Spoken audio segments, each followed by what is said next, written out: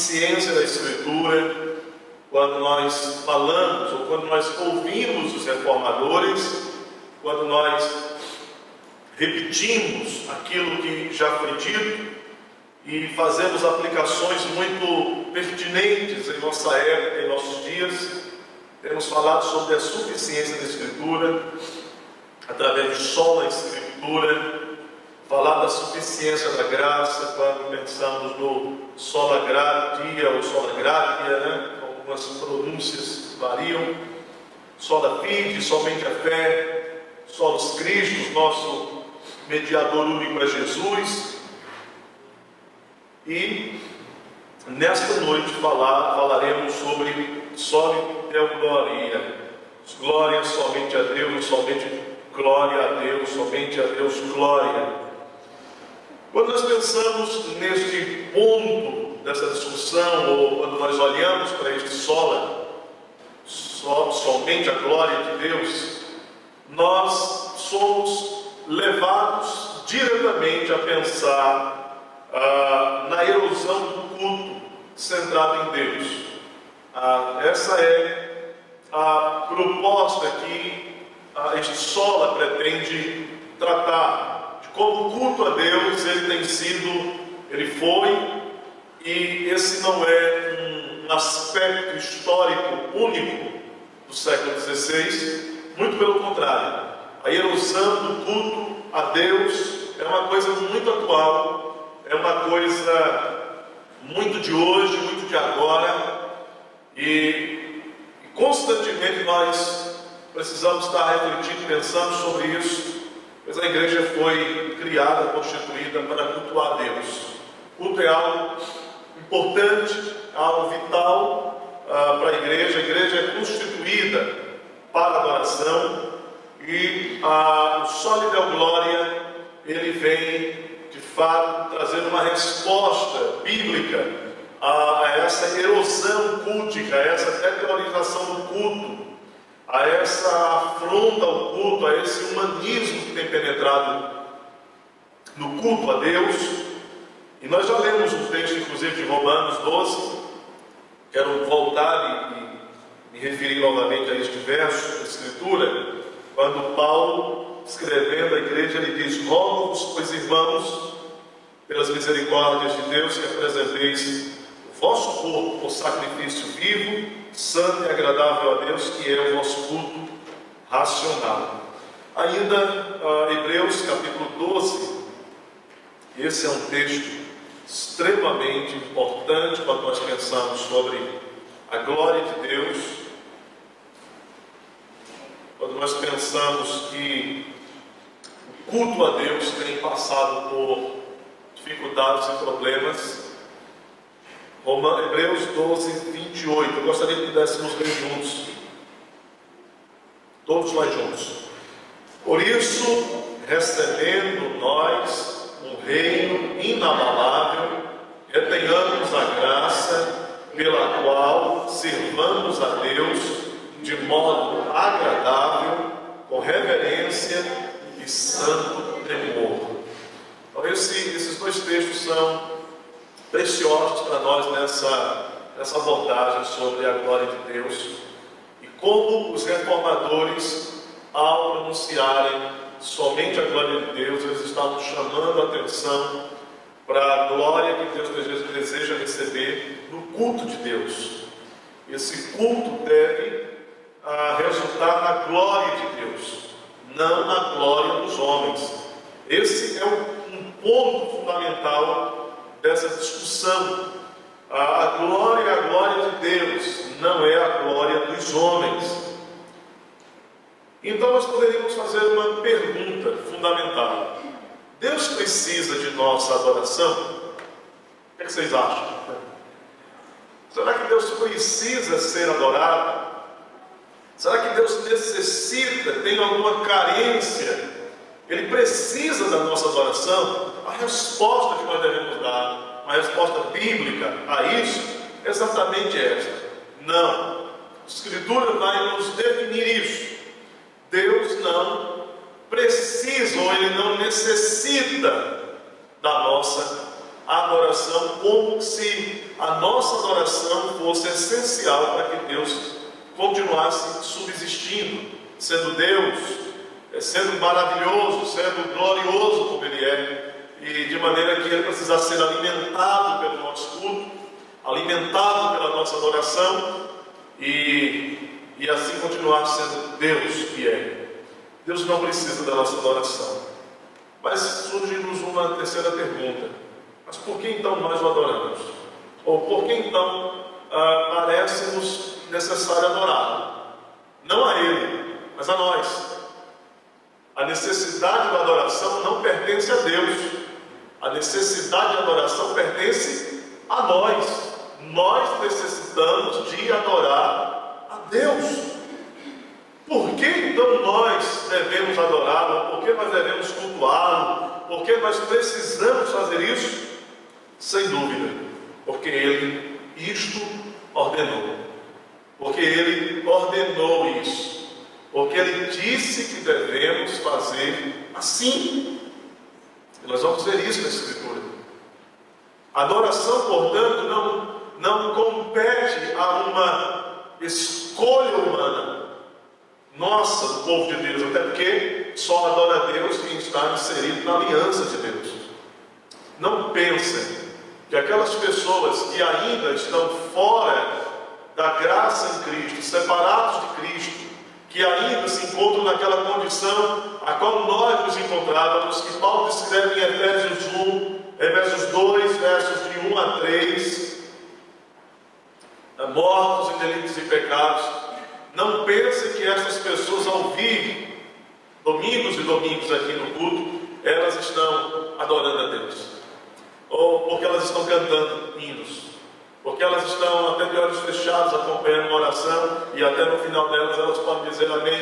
Isto não, Deus não recebe estes atos como sendo atos de adoração a Ele, porque qualquer ato adorativo, ou pretensamente adorativo, que não procede de filhos regenerados, é uma falsa adoração, porque procede de um falso coração, de um coração não regenerado, de uma mente não em processo de adequação ao pensamento de Cristo.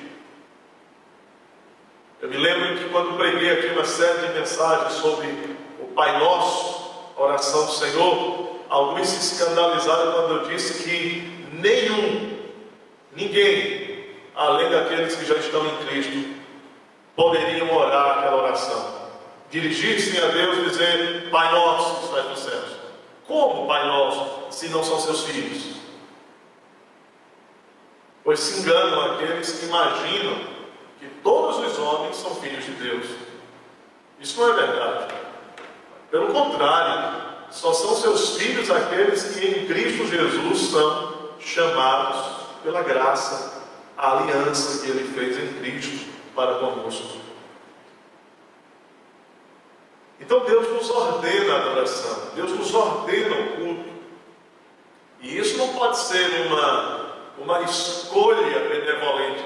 Às vezes eu penso que a gente trata o culto a Deus, a adoração a Deus, e eu estou me referindo não ao culto, a uma adoração individual, cotidiana, mas de modo direto estou me referindo a um culto coletivo, corporativo, da igreja, do corpo reunido, da igreja junta, no domingo, no dia do Senhor. Quantos cristãos, eles olham para isso e eles tratam o culto ou a adoração a Deus como uma coisa de segundo plano, uma coisa que não tem uma prioridade na sua agenda, é uma coisa que vai ser encaixada, mas não é uma prioridade. Não é uma questão de vida, não é uma questão de respiração, não é uma questão de necessidade completa da minha subsistência. uma das razões porque muitos crentes, eles passam a maior parte dos meses ou dos anos ausentes da igreja no domingo, do culto a Deus. Estejam envolvidos em várias outras atividades diversas. Seja trabalhos desnecessários pelos quais não estão, por força maior, obrigados a cumpri-los, até entretenimentos, diversões, festinhas de aniversário, passeios triviais, reuniões desnecessárias. A verdade é, resumindo, que muitos estão distantes, ou muitos parecem não trazer em suas mentes uma compreensão clara do que significa o culto a Deus, de que é uma necessidade não de Deus, mas minha, e de que quando eu sou inserido nesta aliança por meio de Cristo, salvo, alcançado, redimido, regenerado, eu não posso tratar o culto ou a adoração a Deus como uma escolha, uma opção. Deus nos impõe isso como uma obrigação. Isso nos é imposto como uma obrigação.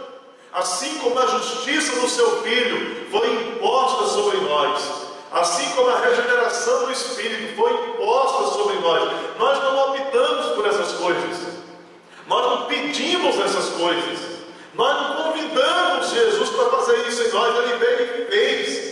Assim também, o mandamento para o culto, para a adoração, ele nos é imposto, com uma diferença, da justificação, da regeneração.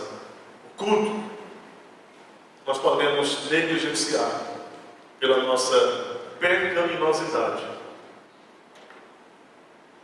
Salmo 29, verso 2, irmãos, há muitos textos na Escritura que vão nos direcionar nessa compreensão bíblica, ou na assertiva bíblica, de que o culto a Deus é requerido por Deus, é uma ordenança, é uma ordem dele para nós. O salmo todo é maravilhoso. Eu quero me deter apenas no verso 2 por enquanto. Tributai ao Senhor glória devida ao seu nome. Adorai o Senhor na beleza da sua santidade. Esse salmo é extraordinário. O salmista diz: tributai, adorai. E essas coisas não são, digamos, uma construção flexível. Mas eles estão de modo imperativo dirigidos ao povo de Deus. Não é ao mundo que Deus diz: tributem glória. Mas aos seus filhos ele diz: tributai glória. Tributai ao Senhor a glória devida ao seu nome. Adorai é uma imposição, é um imperativo. Adorem o Senhor na beleza da sua santidade. Nós podemos, meus irmãos, pensar que a banalização do culto a Deus, a banalização do culto a Deus, quando nós negligenciamos o culto a Deus, ou quando nós tratamos o culto a Deus como uma matéria nossa, que definimos a pauta do culto, definimos o que é legal no culto, definimos que coisas bacanas vão ser boas no culto, nós estamos revelando uma fragilidade muito grande, uma fraqueza muito grande do nosso entendimento com relação à santidade de Deus. Diga-se de passagem, conhecimento, ainda que mediano, dos atributos de Deus, é uma coisa em extinção na igreja atual. É uma coisa superficial, esse conhecimento dos atributos de Deus. Há crentes que sequer saberiam dizer o que são atributos. Se você perguntar, cite, pronuncie 4 atributos de Deus, a maioria dos crentes diriam: o que é atributo? O que é isso? O que significa isso? Como que eu vou responder uma coisa que eu sequer sei o que é?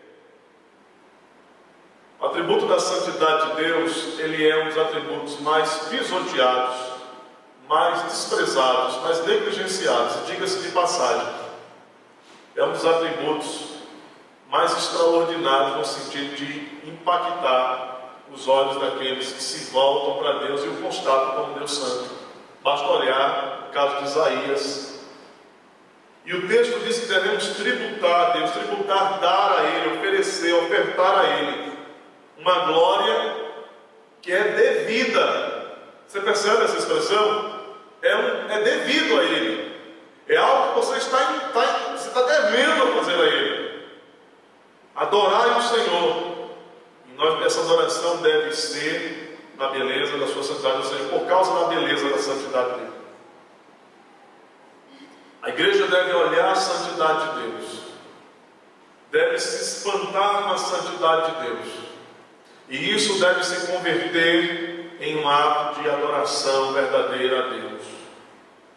Há um outro texto importante para nós, no Salmo 95, verso 6, e eu peguei só um pedacinho da primeira linha do verso 7, porque eu acho que essa primeira linha era como se fosse o fechamento do verso 6. Vamos ler juntos? Vinde, adoremos e prostremo-nos, ajoelhemos diante do Senhor que nos criou. Ele é o nosso Deus. Esse é o convite. Mas não pense que esse convite ele tem a estrutura dos convites que a gente está acostumado a receber. Vem para o meu aniversário, vem aqui me visitar, e de repente a gente vai ponderar e julgar se vai dar para ir, se não vai. Esse convite ele não se enquadra nessa estrutura da nossa disposição, da nossa disponibilidade. Mas esse convite ele soa muito parecido com o convite de Jesus aos perdidos: vinde a mim todos que estão cansados e sobrecarregados. Isso é um convite ao povo da aliança. Vinde, venham, é uma ordem. Venham. O salmista diz: adoremos. Esse é um tema que é abundante na Escritura, o tema da adoração. E ele vai intensificar essa adoração, mostrando que ela tem que ser uma coisa profunda, uma coisa íntima, uma coisa não superficial, mas intensa. Olha as expressões que ele usa: prostremo-nos, se prostrem diante dele, ajoelhemos, ajoelhem diante dele, do Senhor que nos criou. Por quê? Porque Ele é o nosso Deus. Então quando alguém diz: eu não fui ao culto porque eu estava afim, ou porque eu estava abusado, ou porque eu fui visitar um amigo, porque eu fui fazer uma festinha banal de aniversário, hoje é domingo, meu aniversário é hoje, então eu chamei meus amigos, porque eu sou muito generoso, que meu coração é desse tamanho, e eu mandei a tia Nádia fazer um bolo bem gostoso, né? Eu comprei umas Coca-Colas e eu estou aqui, né, festejando. É por isso que eu não fui ao culto. Quando nós agimos dessa maneira e de outras similares, nós estamos dizendo que nós não reconhecemos que Deus é tão Deus assim para nós, que Ele é nosso Deus assim tanto não. Sabe qual é o maior defeito nosso? Um dos maiores defeitos que nós aguardamos em nossa natureza, em nossa alma. E nós precisamos trabalhar e lutar com isso, porque se a gente deixar que isso prospere dentro de nós, a nossa situação vai se tornar cada vez mais crítica.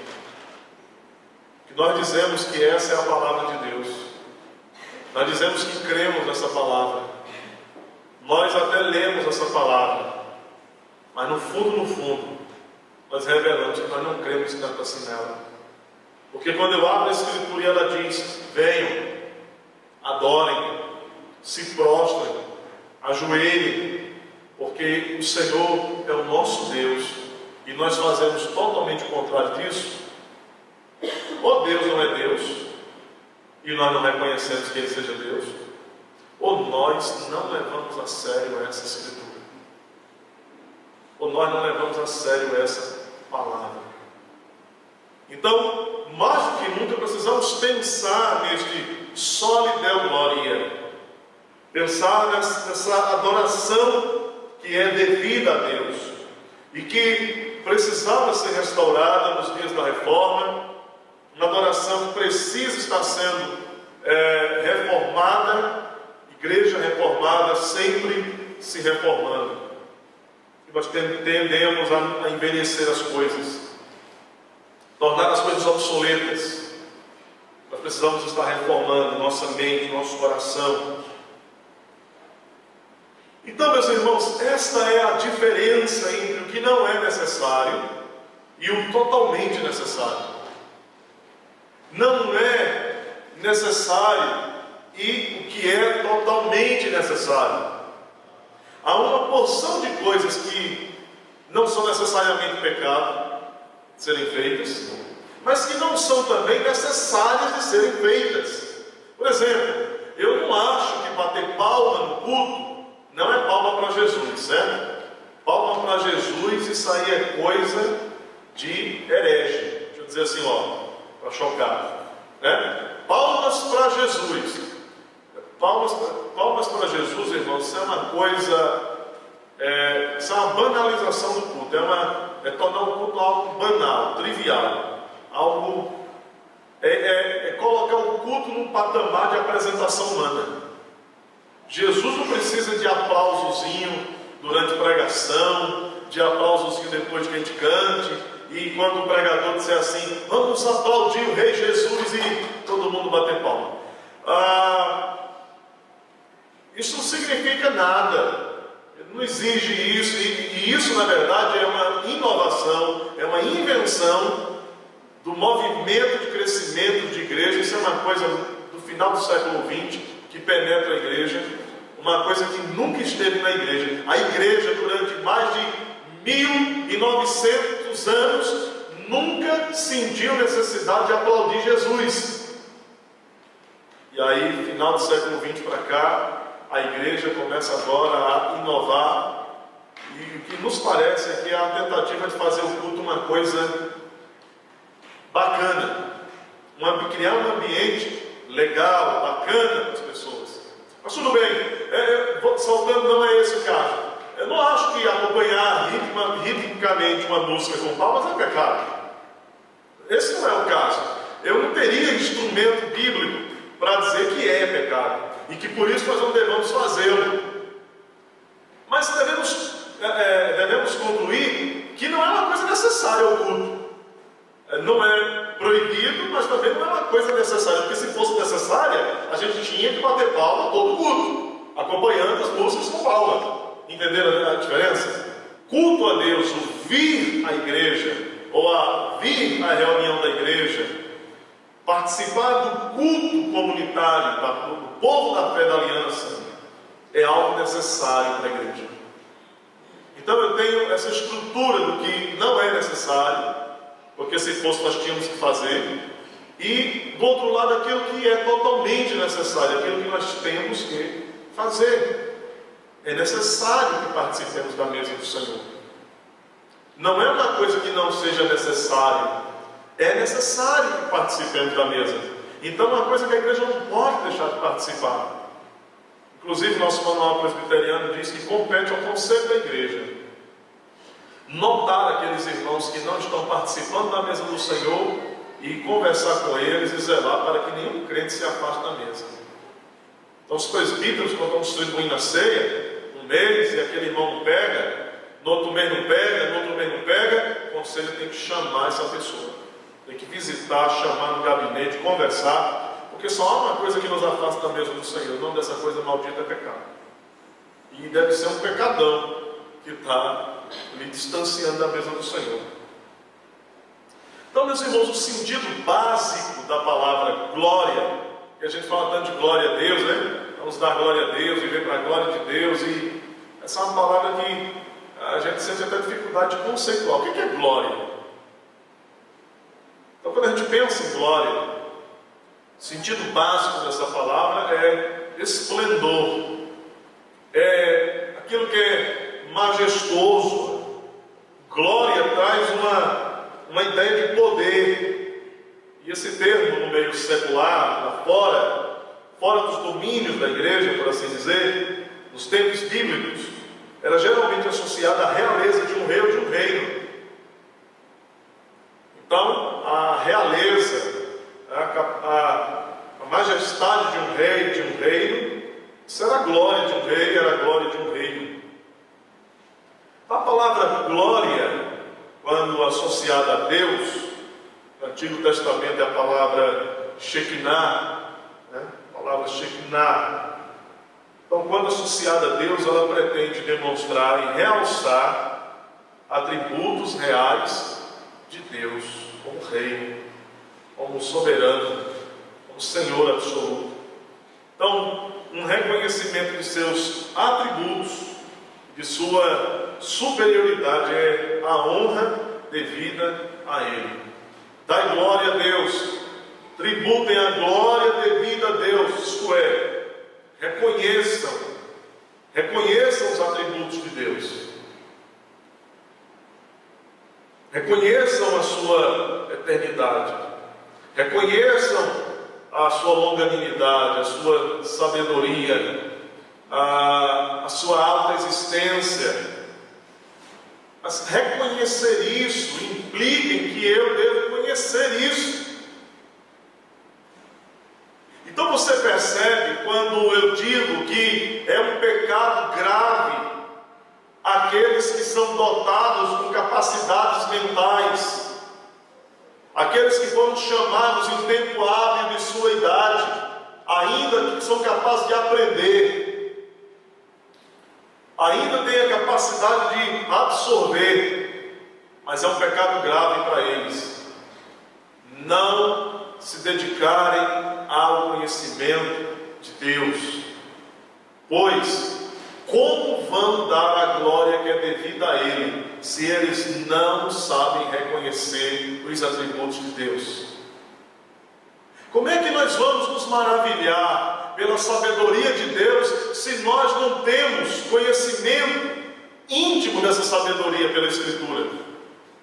Como que nós vamos ter a nossa oração impactada pela santidade de Deus, pelo poder de Deus, pela soberania de Deus, se eu não conheço intimamente essas coisas? E aí, aonde isso vai nos levar? Vai nos levar a uma coisa que muitos crentes não gostam, a uma coisa que muitos crentes rejeitam, a uma coisa que muitos crentes têm dificuldade e acham e acreditam que eles podem separar isso do restante de suas vidas cristãs, isto é, doutrina, a teologia bíblica, a teologia, o conhecimento da palavra de Deus. Quantos de nós diz: eu não gosto de doutrina, eu não gosto de doutrina, doutrina é difícil, ou isso não serve para nada na minha vida? Qual é a aplicação prática da doutrina para o meu dia a dia? Qual é a aplicação, qual é a praticidade da doutrina para o meu culto? Mas você não percebeu ainda? Vinde, adoremos, dai a glória devida ao nome dEle. Como nós vamos dar a glória que é devida ao nome dEle, se nós não reconhecemos os seus atributos? Se nós não conhecemos a doutrina de Deus? Irmãos, por que a doutrina é um tema, entre outros, um tema abundante na Escritura? Deuteronômio 32, destile a tua doutrina como orvalho. Salmos diversos, e principalmente o Salmo 119, ele é enfático quanto à doutrina de Deus. Paulo escreve cartas e textos e mais textos, defendendo a verdadeira e sã doutrina, estimulando a igreja a reconhecer a falsa doutrina, os falsos doutrinadores, os falsos pregadores, os falsos mestres, e a reter a verdadeira doutrina, a guardar a doutrina bíblica, a lutarem pela doutrina bíblica. Judas fala disso, Pedro fala disso.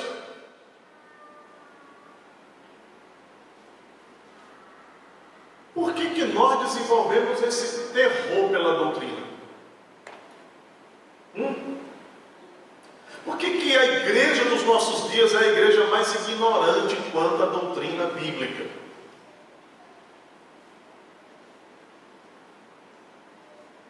Então nós precisamos rever que o nosso culto não pode ser um culto que glorifica a Deus se nós, enquanto igreja, somos uma igreja esvaziada no conteúdo da doutrina de Deus.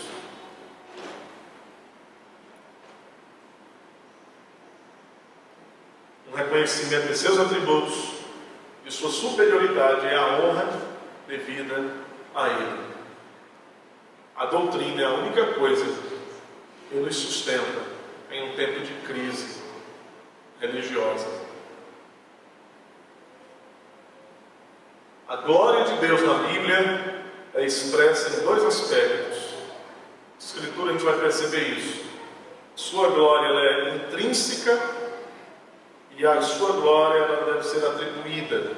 Uma glória intrínseca nele, dele, de sua natureza, de quem ele é, e uma glória atribuída, dirigida a ele. São dois aspectos relacionados à glória de Deus na Escritura. E essas duas coisas têm a ver com o culto a Deus. Então a glória intrínseca, estamos falando que Deus é glorioso em sua natureza. Deus é um ser glorioso. E esta glória do ser de Deus, ela independe de alguém, de qualquer um, reconhecer a sua glória. Então, se nenhum homem reconhecer a glória de Deus, se ninguém reconhecer que Deus é glorioso, Deus continua sendo glorioso eternamente, porque Ele é dotado, Ele é possuidor de uma glória intrínseca. Vamos ver isso em Efésios capítulo 1, verso 17. Efésios capítulo 1,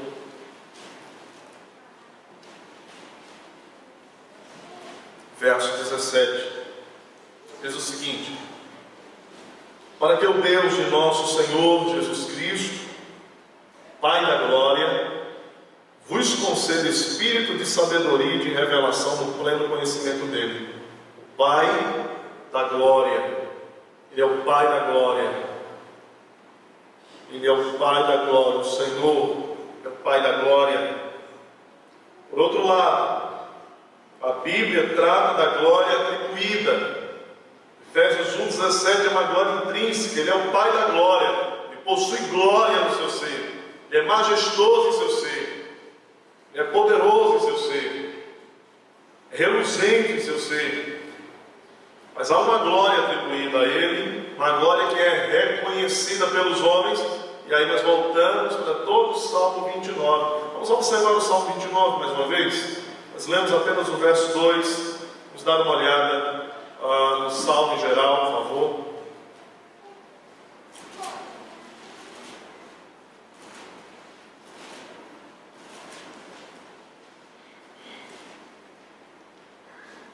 Vejam o que diz o texto. Ele começa: tributai ao Senhor, filhos de Deus, tributai ao Senhor glória e força, tributai ao Senhor a glória devida ao seu nome, adorai o Senhor na beleza da santidade. Ele continua fazendo louvor à glória de Deus. Ouve-se a voz do Senhor sobre as águas, troveja o Deus da glória. O Senhor está sobre as muitas águas. Não é que Deus está... Você olha para o rio e diz: Deus está em cima do rio. Eu não estou vendo ele, mas ele está ali. Essa expressão poética, metafórica, a ideia é que Deus governa sobre as águas.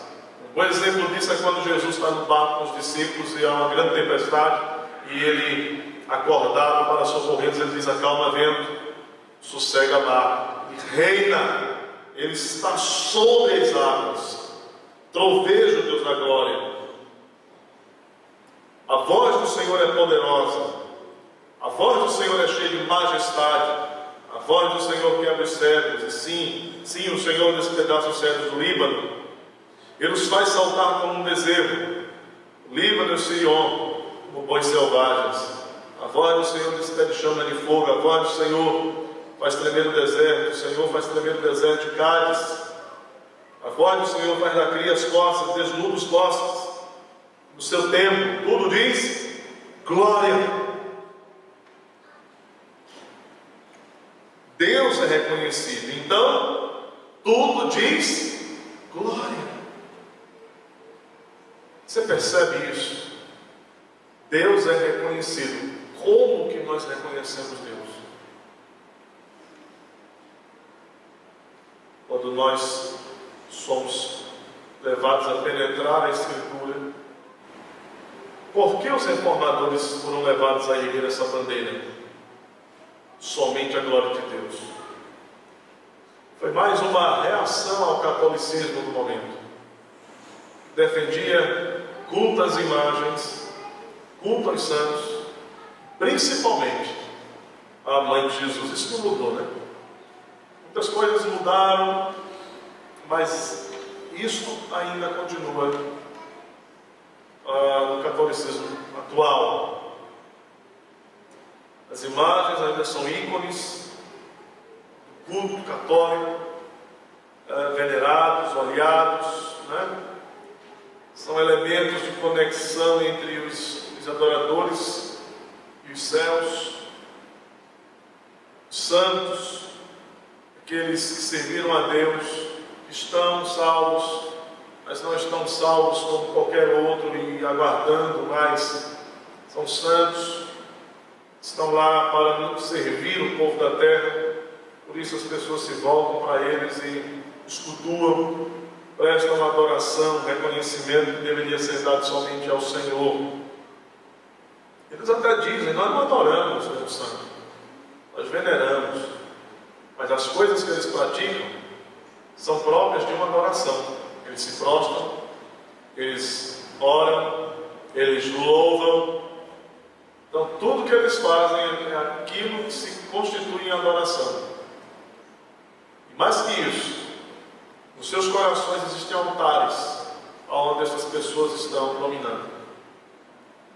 O pecado da idolatria é muito mais sutil do que se possa pensar. Uma pessoa pode cometê-lo quando faz de si mesmo, quando faz de suas intenções, quando faz de suas definições o centro de sua própria vida. A gente está mais acostumado com isso aqui do que a gente pensa. Nós, vez por outra, estamos pecando contra o primeiro mandamento. Vez por outra, nós estamos sendo idólatras. Não idólatras formais diante de uma imagem. Quantas vezes nós erguemos, nós sustentamos intenções, definimos em nosso coração e essas coisas acabam se tornando o centro da nossa vida. Nossa vida toda passa a girar em torno disso, do que eu defini, do que eu entendo, do que eu penso, do que eu planejo. Isso é tão diferente porque a gente é chamado pela Escritura para dar ouvidos ao que Deus define, para alimentar nossa mente e coração das intenções de Deus reveladas na Escritura e fazer das coisas que Deus diz centrais na nossa vida, que conduzam a nossa vida. Intenções, definições, que são aqueles comprometimentos internos do coração que afastam o homem da verdadeira adoração a Deus e das coisas que Deus diz, coisas estas que são verdadeiras. Quantos de nós estão tão apegados às suas intenções e definições para o culto, já estão tão definidos quanto o que o culto deve ser, o que o culto deve oferecer, que o mínimo ou mais suave discurso acerca do culto a Deus, que contrarie aquilo que já é o seu comprometimento, suas intenções e definições processuais, é suficiente para criar bloqueios entre pessoas e pessoas. O que eu estou querendo dizer é que de repente eu tenho um comprometimento com uma intenção e com uma definição do culto a Deus aqui. Isso está muito definido para mim. E eu não estou falando que é uma intenção ou uma definição que encontra diretamente na Escritura o seu apoio. Eu estou falando de algo que sequer pode ser provado na Escritura, sequer pode se aproximar da Escritura, mas é o meu comprometimento. Eu estou comprometido com essa intenção, eu estou comprometido com essa definição, é o meu comprometimento.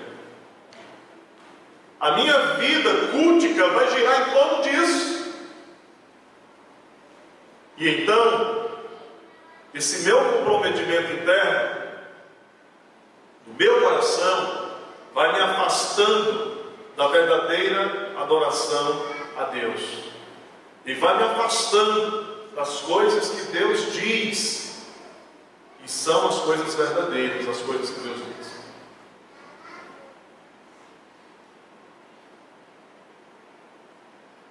Normalmente, quando alguém mexe com aquilo que é talvez nem o mais valioso em questão de dinheiro, de repente é algo que você guarda há um bom tempo, algo que você ganhou de alguém, da mãe, do pai, do avô, algo que alguém querido, é algo que não tem nenhum valor assim, monetário grande, mas é algo que tem um valor afetivo, sentimental, né? E se aquilo é ameaçado por outro, se alguém ameaça tomar ou quebrar, de alguma maneira ferir, a gente logo se arma para defender, né? Porque é uma coisa preciosa para mim. Eu estou comprometido com aquilo. Às vezes a gente age mais ou menos assim com as coisas de Deus, ou com as coisas que parecem ser de Deus, com aqueles comprometimentos internos do nosso coração em relação a Deus. É aquela coisa que para nós tem um valor imenso, que está como se fosse uma pedra central do nosso coração, e se alguma coisa ameaçar isso, meu amigo, se ameaçar eu vou para cima, eu vou fechar, eu vou me defender, a gente faz isso mais do que a gente pensa. E muitas vezes, ou na maioria das vezes, quando a gente está nessa condução, a gente está errando, a gente está pecando, a gente está transgredindo o mandamento de Deus. A gente tem mexido com algumas coisas dentro da igreja. Quando você vai mexer uma determinada coisa que de repente é aquela pecinha valiosa para mim, aí não era para mexer aí. Quando você mexeu, você me feriu. Quando você mexeu, você me atingiu. Mas sequer, às vezes, a gente está interessado em investigar, em analisar. Você já percebeu que às vezes a gente está até brigando por coisas que a gente sequer se dedicou em compreender? É a luta mais tola que alguém pode travar. É alguém se armar e não saber nem a razão porque se armou, e não saber nem a razão porque está indo para o campo de batalha. É a coisa mais maluca. Rapaz, eu estou indo aqui, mas não sei, sinceramente não sei. Eu não sei. Tenha cuidado para que as suas intenções, as suas definições não sejam comprometimentos tão fortes que lhe afastem o coração da verdadeira adoração a Deus, da glória que somente é devida a Deus. John MacArthur, ele escreve um livro interessante, eu recomendaria, chamado Adoração. A leitura que eu estou terminando de fazer, a Adoração, é um livro pequeno, ele não tem 300 páginas, 200 e poucas páginas, mas é um livro muito bom. Eu tirei um trechinho desse livro para dar a vocês hoje aqui. Ele diz que a adoração a Deus está no centro de tudo que a Bíblia nos ordena. O centro de tudo que a Bíblia nos ordena não é missões nem evangelismo. Os missionários, né, quando escutam isso, a maioria deles não gostam não. Mas essa é a verdade. O centro de tudo que Deus requer de nós é chamado adoração, culto. Em outras palavras, se você não é um verdadeiro adorador, tudo mais em sua vida estará espiritualmente fora de sincronia. Se eu não for um verdadeiro adorador, tudo mais na minha vida espiritual vai estar fora de sincronia. Essas palavras, elas não são a conclusão de comprometimentos pessoais de um teólogo, de um pastor. Elas são reflexos da teologia bíblica da adoração de Deus na Bíblia, na Escritura. Até porque eu gosto de pensar o seguinte: só existem missões, só existe evangelismo porque há culto. Quando nós vamos evangelizar alguém, quando nós fazemos missões evangelizando alguém, talvez você nunca tenha pensado nisso. Eu vou pensar com você nisso agora. Em outras palavras, o que é que nós estamos tentando fazer? Fazer com que pessoas que não adoram o Deus verdadeiro passem a adorar o Deus verdadeiro.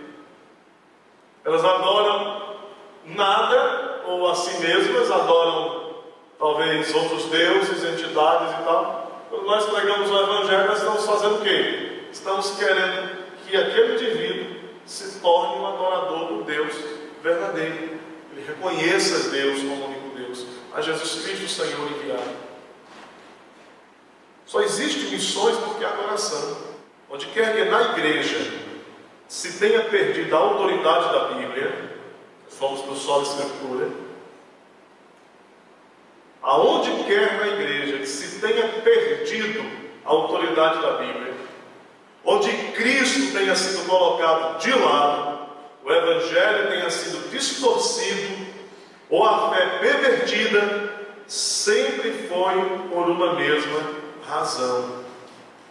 Nossos interesses substituíram os interesses de Deus, e nós estamos fazendo o trabalho dele a nosso modo. Nós substituímos os interesses de Deus pelo nosso. Que música é legal no culto? Eu gosto dessa. Eu gosto daquela outra. Que ritmo é bacana? Eu gosto desse, eu gosto daquele. Que pregação é legal pra gente? Eu gosto desse tipo de pregação. Quanto tempo de pregação?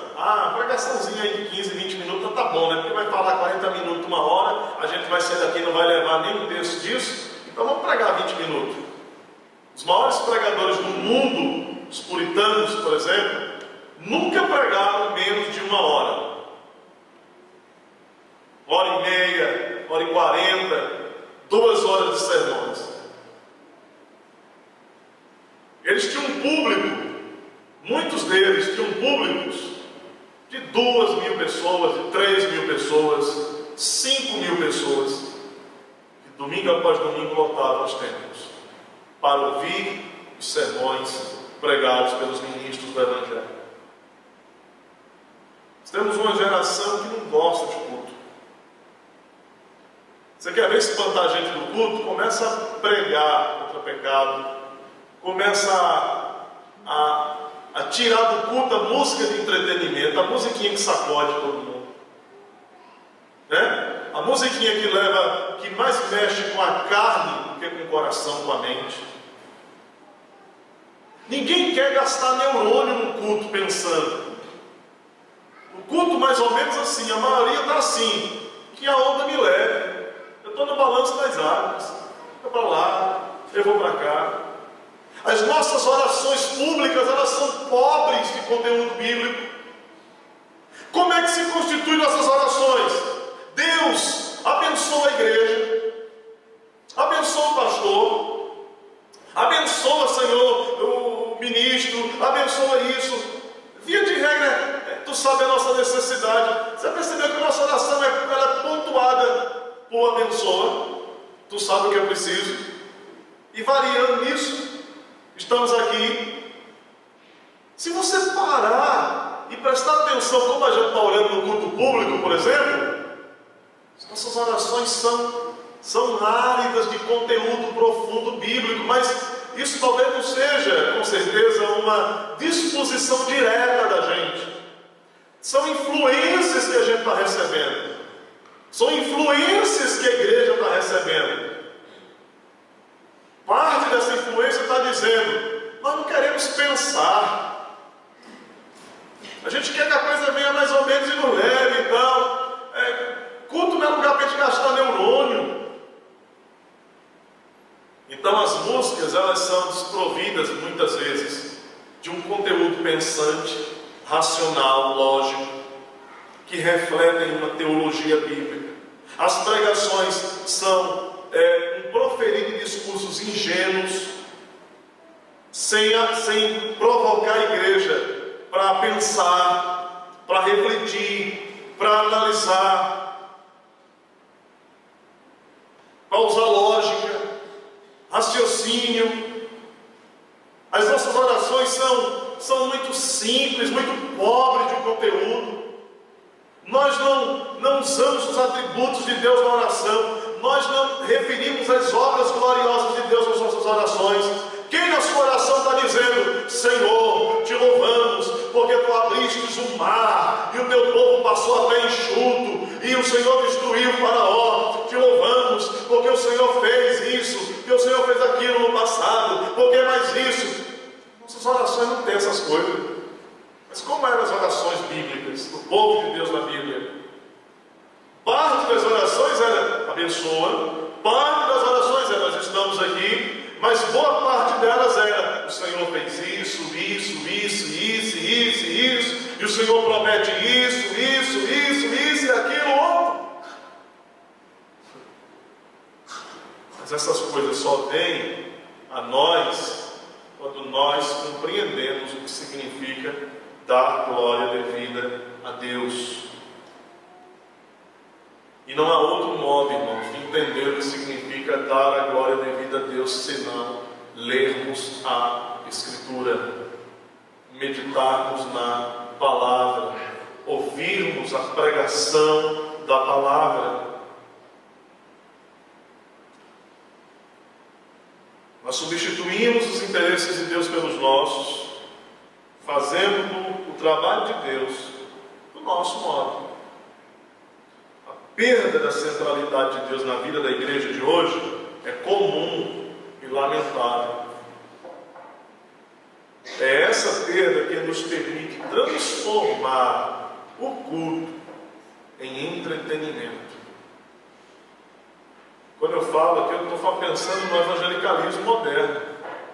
Há igrejas que são puro entretenimento. Não estou falando da nossa igreja aqui. Pelo contrário, nós temos uma liturgia muito sadia.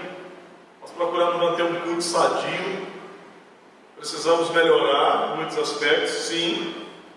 Mas com certeza, meus irmãos, nós estamos a milhas de distância, quilômetros de distância do que tem sido praticado em muitas igrejas por aí fora. Cultos de entretenimento mesmo, a própria estrutura cultica do ambiente já fornece isso. Luzes coloridas, canhões de fumaça, palco com estrutura para luz e tudo mais. Fundos que mudam de acordo com a demanda, o andamento do culto. Um painel no fundo aí muda, vira outro, tal, aquele negócio. Essa coisa palhacenta, ridícula, cebosa. Então essa perda da centralidade de Deus na vida da igreja de hoje é comum. E essa perda que nos permite, é essa perda que nos permite transformar o culto em entretenimento, a pregação do evangelho em marketing, o crer em técnica e a fidelidade em ser bem sucedido. O negócio é ser bem sucedido. Pregações que são verdadeiros marcos, né, do sucesso da igreja, do seu sucesso, do meu sucesso.